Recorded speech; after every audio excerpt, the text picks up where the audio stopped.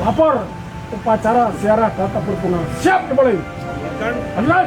Upacara ziarah rombongan dan tabur bunga dalam rangka memperingati Hari Bayangkara ke-80 tahun di Taman Makam Pahlawan Kota Probolinggo dimulai.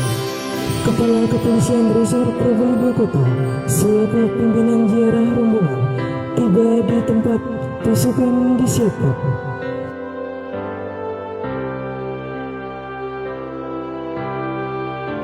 Kepada arwah para pahlawan. Hormat!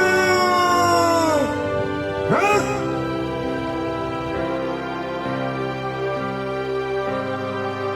Kabupaten Karangasem